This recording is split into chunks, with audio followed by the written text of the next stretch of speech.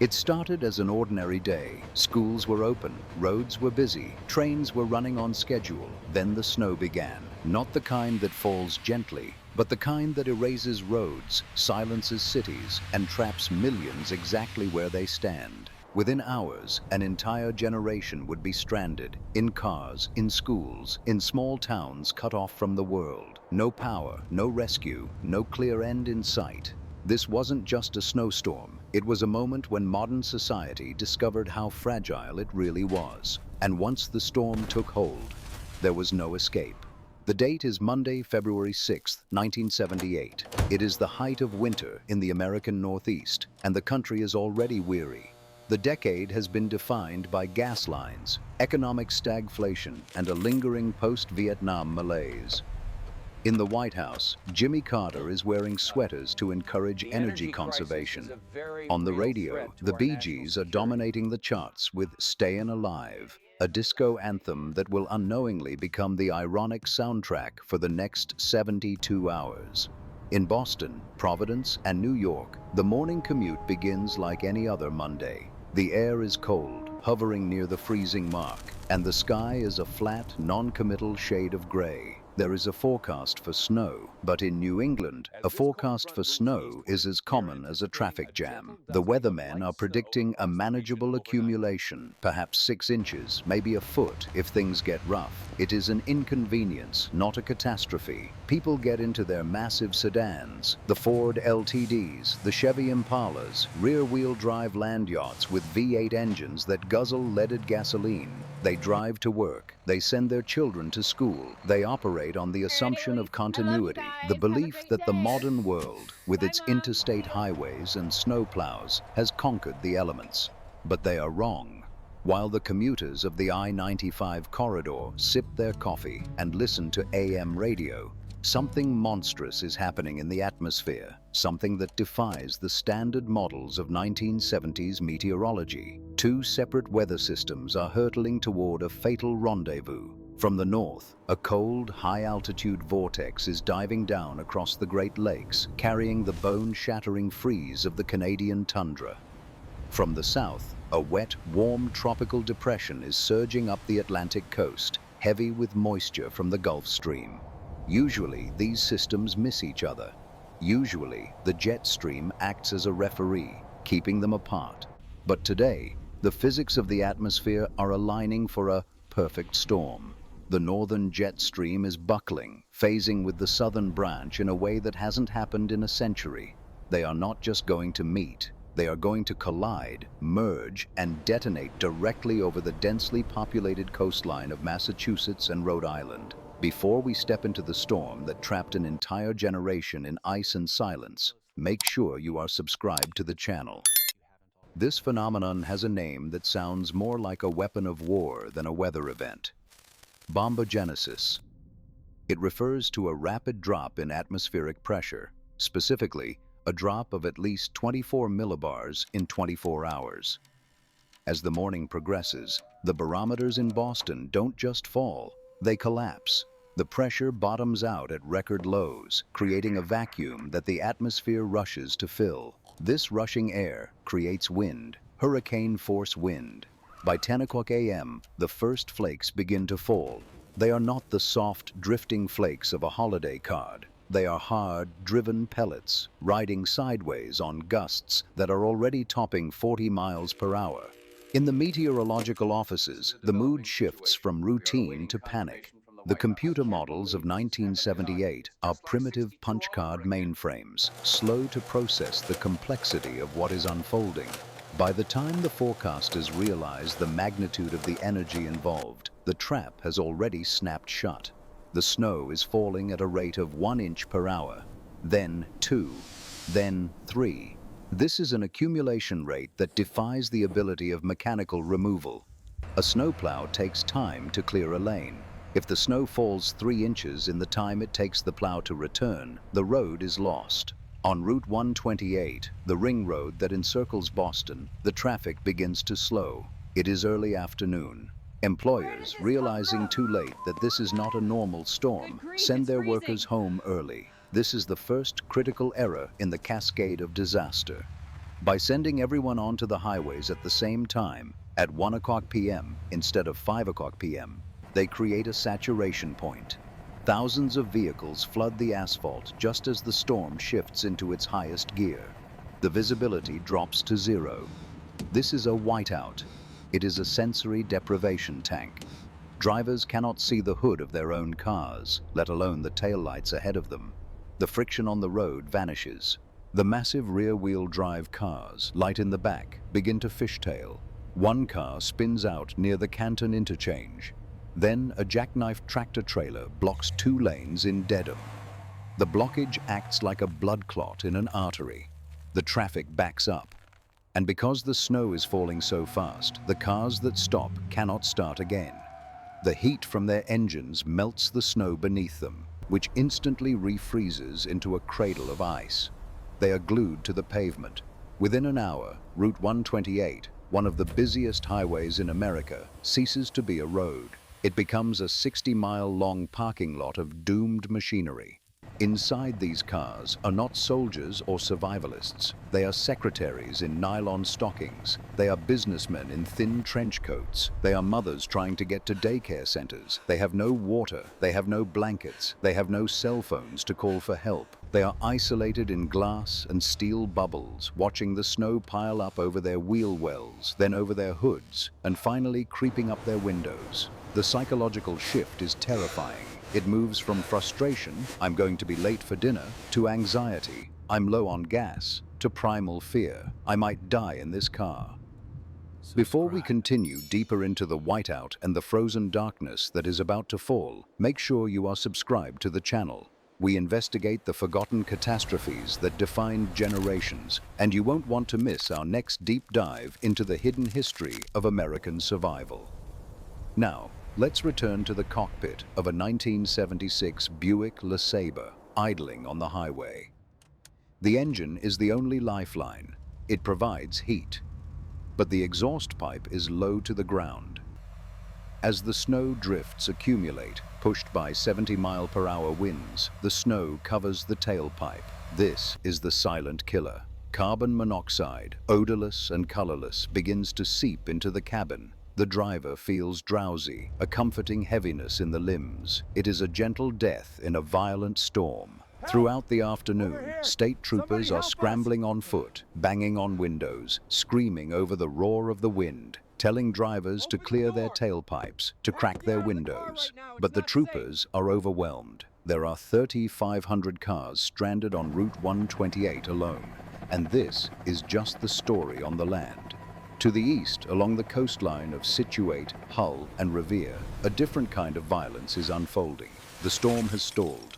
Because of the blocking high pressure over Greenland, the low-pressure system cannot move out to sea. It sits and spins off the coast like a buzzsaw.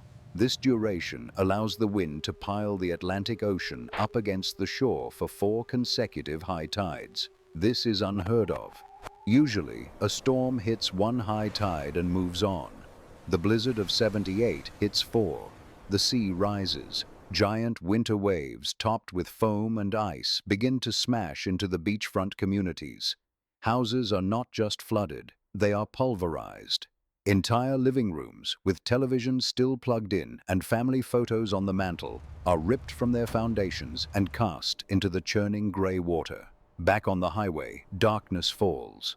The streetlights have long since failed as power lines snapped under the weight of the ice. The only light comes from the dim glow of headlights that are slowly flickering out as gas tanks run dry. The temperature plunges. The wind chill is now 50 degrees below zero. Inside the trapped cars, a generation of Americans is facing a choice that goes against every instinct of the 20th century. Abandon the machine. To leave the car means stepping out into a hurricane of ice crystals that feels like sandblasting. It means walking blindly into a void where you cannot tell the road from the ditch. But to stay in the car means freezing to death when the gas runs out. People begin to emerge. They form human chains, holding hands so the wind doesn't blow them away. Strangers cling to strangers. They trudge toward the vague shapes of overpasses or the lights of distant houses. Some are wearing loafers, some are wearing skirts. The snow is waist-deep. It is a scene reminiscent of Napoleon's retreat from Moscow, taking place in the suburbs of Boston. They are refugees in their own neighborhoods, refugees of a weather system that has decided to remind humanity exactly how small we really are. As the night of February 6th bleeds into the morning of February 7th, the storm does not relent. In fact, it intensifies.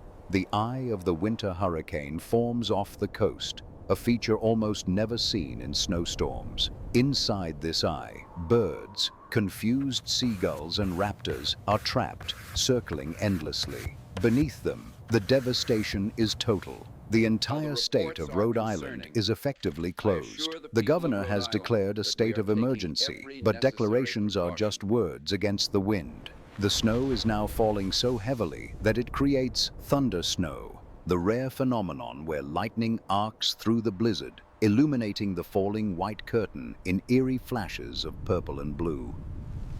It feels apocalyptic. On the highways, the abandonment is complete. Route 128 is a graveyard of automobiles. The snow has completely buried the cars. From the air, if anyone could fly, the highway would look like a long, lumpy ridge of white, with only the occasional radio antenna poking through like a reed in a frozen swamp. Inside some of those buried lumps, people remain. Some were too afraid to leave. Some were elderly. Some fell asleep. The snow acts as an insulator, trapping the cold in and the sound out. Those who survived the night in their cars wake up to absolute darkness. The snow covers the windows completely. They are buried alive in steel coffins. They have to roll down the windows and dig up to reach the surface, tunneling through 4 feet of packed drift just to see the gray morning sky. The mobilization of the rescue effort is the largest in the history of the National Guard in peacetime. Governor Michael Dukakis, wearing a sweater that mirrors the president's, goes on television. His face is drawn, serious. He issues a ban that stuns the region. No driving, not please don't drive, but a mandatory, legally enforced prohibition on civilian vehicle traffic. It is a martial law of meteorology. The streets belong to the plows and the military. But the plows are useless against this volume. The standard plow truck is designed to push aside 6 inches, maybe 10. They are facing drifts that are 15 feet high. The snow is heavy, wet, and packed like concrete. The plows ram into the drifts and break their axles. The engines overheat. The state realizes they need heavier armor. They call in the Army Corps of Engineers. They bring in front-end loaders, massive earth movers usually used for mining and construction. They are not plowing the road, they are excavating it. The heroes of the second day are not the politicians, but the citizens. The snowcat and snowmobile become the only viable transportation. In the suburbs, teenagers with snowmobiles become vital couriers, delivering insulin to diabetics and baby formula to trapped mothers. Doctors ski to hospitals.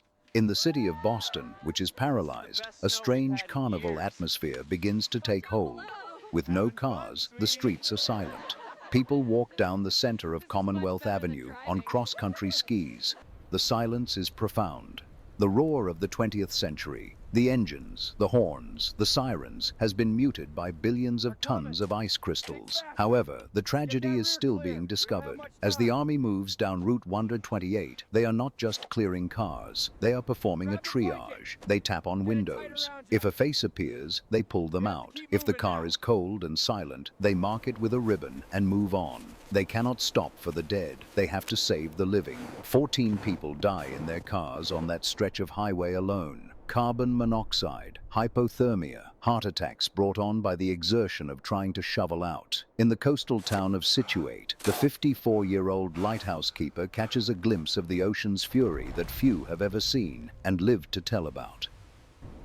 A generic 10-year-old boy in Hull watches from his second-story window as the house across the street simply floats away, bobbing like a cork before breaking apart in the surf.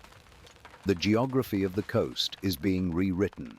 Seawalls that stood for decades are crumbled into gravel. The famous Motif #1 fishing shack in Rockport, the most painted building in America, is swept into the harbor. The storm rages for 33 hours. When it finally tapers off on February 8th, the region is unrecognizable. 27 inches of snow in Boston, 38 inches in Woonsocket, 55 inches in Lincoln, Rhode Island. But the drifts are the real story. Some are 27 feet high, reaching the third stories of apartment buildings. The recovery is slow and agonizing. It takes weeks, not days, to dig out. The driving ban lasts for a week. This forced pause has a profound sociological effect. Families are trapped together. Neighbors who hadn't spoken in years are sharing firewood and canned soup. Thank you ever so much. There is no school. There is no work. The relentless forward motion of American capitalism hits a wall of snow and stops. For a brief moment, the generation trapped by the storm remembers what it is like to live locally, to rely on the person next door rather than the system. But the investigation into why it happened reveals the cracks in that system. The post-mortem of the blizzard of '78 changes weather forecasting forever. The failure to predict the severity of the bombogenesis leads to a massive investment in computer modeling. Meteorologists realize they can no longer rely on manual charts. The National Weather Service overhauls its radar network. The concept of the winter storm watch and warning is refined, with specific criteria developed to prevent the kind of mass entrapment that happened on Route 128. Furthermore, the infrastructure management changes. The snow emergency routes we see today, the blue signs with the snowflake, are a direct legacy of those people dying in their cars.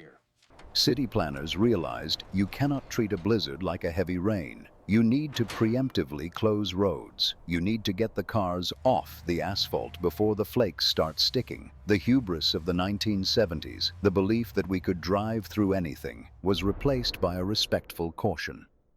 Today, when a storm like this approaches, governors declare emergencies days in advance. Schools close before the sky turns gray. We learned that the hard way. The blizzard of '78 remains the benchmark. For anyone who lived through it, it is not just a weather event. It is a demarcation line in their lives. There is life before the blizzard and life after. They remember the smell of the kerosene heaters. They remember the taste of the powdered milk when the fresh ran out. They remember the surreal sight of the National Guard driving tanks down Main Street. But most of all, they remember the silence. The snowstorm that trapped a generation also gave them a moment of pause. It stripped away the noise of the disco era, the stress of the Cold War, and the speed of modern life, leaving only the white, cold reality of survival. It proved that no matter how much concrete we pour, or how powerful our V8 engines are, we are merely guests on this planet, existing at the mercy of the atmosphere. As we look back at the aerial photos of those buried cars, looking like small bumps in a vast white quilt, we see a graveyard of arrogance. We see a reminder that nature always bats last. I'm Eddie, and this has been The Calm Before History. If you enjoyed this frozen journey back to 1978, please hit the like button. It helps us dig out from under the algorithm. And if you have a memory of the blizzard of '78 or a story passed down from your parents, leave it in the comments. I read every single one. Good night and stay safe.